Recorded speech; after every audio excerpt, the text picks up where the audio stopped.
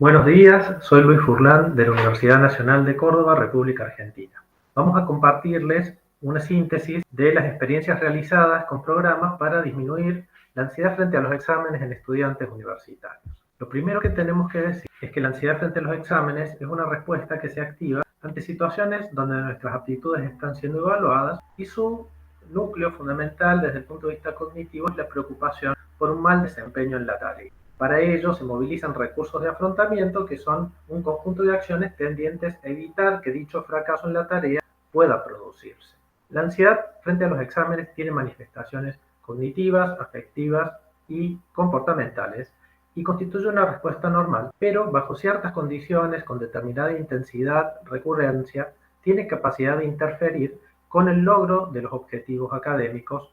dificulta un desempeño adecuado en las evaluaciones y se asocia con altos niveles de padecimiento subjetivo o malestar emocional. Por ello es que se han ido desarrollando investigaciones orientadas a conocer los factores que contribuyen a su origen y mantenimiento, como así también documentar aquellos fenómenos junto con los cuales aparece la ansiedad ante los exámenes o sobre los cuales ésta tiene luego alguna incidencia. Por ello, se pueden distinguir algunas características individuales desde el punto de vista motivacional, de las estrategias de aprendizaje, procesos de pensamiento repetitivos y de carácter negativo, características subjetivas, capacidades autorregulatorias o repertorio de habilidades que en términos de su contribución ayudan a entender por qué la ansiedad ante los exámenes se origina y se sostiene en niveles elevados, y también correlatos, es decir, fenómenos que aparecen junto con la ansiedad ante los exámenes, como pueden ser distintos tipos de dificultades o síntomas mentales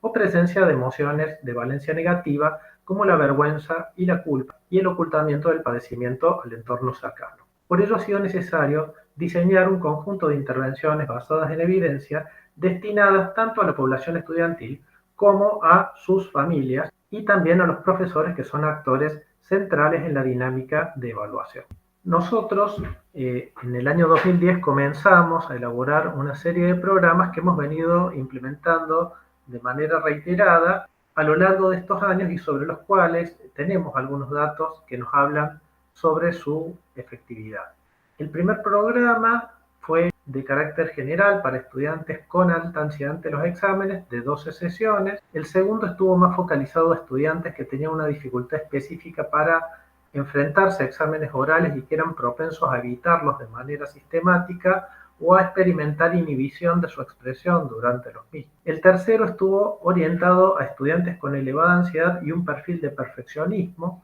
muy autoexigentes y autocríticos y con dificultades para ir a rendir justamente originadas en su temor a fallar. Y un cuarto taller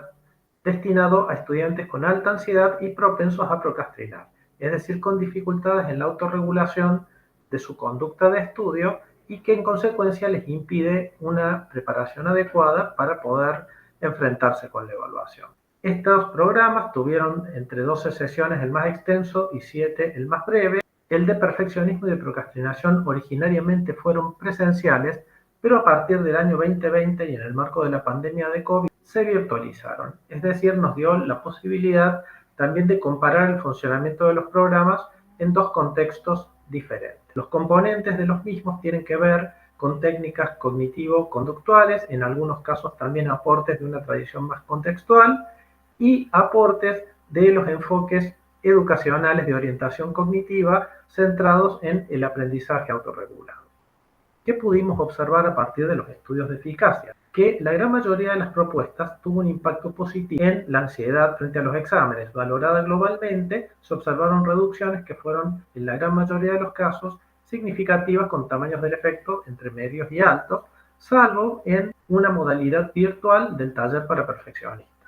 Las conductas de postergación, que quieren decir diferir el intento de rendir luego de haberse preparado, mostraron disminuciones en la dirección esperada en 3 de los programas. Las de déficit en la ejecución, que es no lograr responder adecuadamente durante la evaluación aún teniendo conocimiento, mostraron efectos favorables solo en uno de los talleres, que fue en modalidad virtual para estudiantes propensos a procrastinar. Las conductas de postergación y de inhibición de expresión en exámenes orales tuvieron una remisión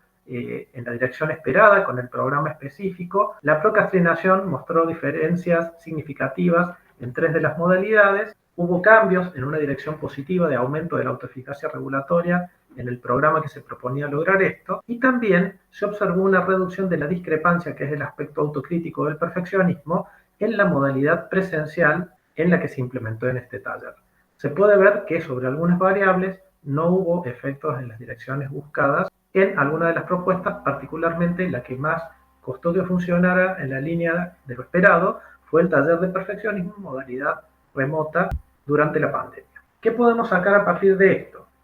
Que las propuestas funcionan en general en la dirección que se espera, aunque impactan de manera diferencial según las variables criterio que se analicen. La experiencia de los participantes que completan los programas en general es positiva, hacen referencia a lo bueno que fue la experiencia de estar en grupo, compartir con otras personas las dificultades y el aprendizaje de recursos variados. Por otro lado, las diferencias entre el estado previo y el posterior son muy variables según la persona que se tenga en cuenta. Si bien trabajamos con puntuaciones promedio de grupos en los análisis de datos, analizar trayectorias individuales nos permite ver de forma mucho más variada el cómo impacta la intervención. Algunas propuestas en línea fueron equivalentes a las presenciales en términos de su impacto, otras no lo lograron ser, y en el contexto virtual se empezaron a utilizar recursos que antes no empleábamos, más que nada tecnológicos, de videos, de materiales que eran compartidos, también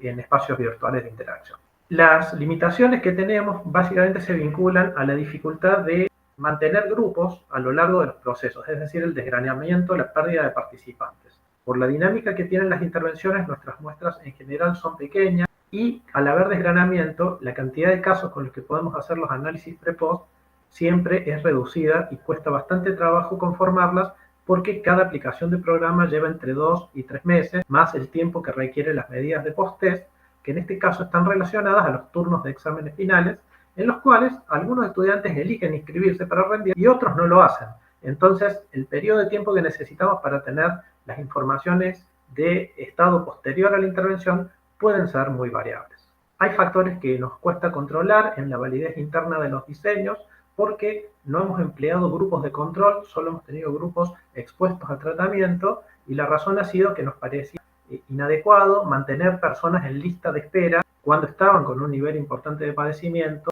u ofrecerles solo un placebo. Nuestra idea ha sido comparar tratamientos distintos al mismo tiempo, pero no tener grupos sin tratamiento. Por eso hay aspectos que no podemos determinar sobre la validez del diseño. Los indicadores de rendimiento son complejos de obtener porque las formas de evaluación son muy variables y no necesariamente es equivalente lo que se observa en un examen en particular con el otro. Hay variables del terapeuta que no han sido controladas y que podrían tener incidencia en el curso de la intervención y lograr participación en entornos virtuales no ha sido sencillo por el hecho de que mucha gente que va y concurre a los encuentros es reticente a veces a encender las cámaras y a hablar utilizando los micrófonos. Entonces eso sí es una diferencia importante con las intervenciones presenciales. Hay recursos que han demostrado ser útiles y valiosos y nuestra idea al día de hoy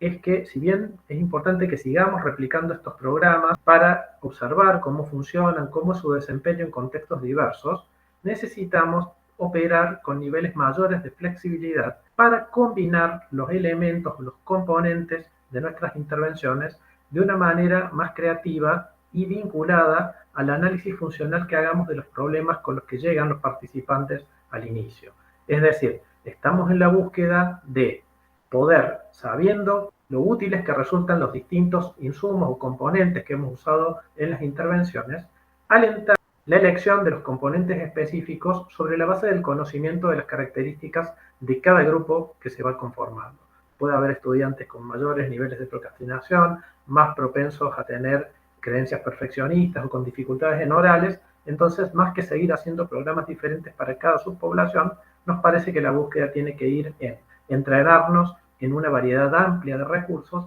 para poder elegir cuáles necesitamos utilizar con cada grupo en particular. Finalmente, nos parece deseable tratar de apuntar a propuestas de intervención basadas claramente en un enfoque teórico y que eviten mixturas o combinaciones que podrían llegar a ser controversiales porque responden a marcos teóricos que tienen miradas diferentes acerca de cómo operar sobre ciertos fenómenos. Por ejemplo, los pensamientos negativos repetitivos, que se abordan distinto desde la TCC o desde las terapias contextuales como ART. Espero que la presentación haya sido de su interés y espero poder contar con preguntas para responder en el próximo espacio de interacción asíncrónico. Muchas gracias a todos.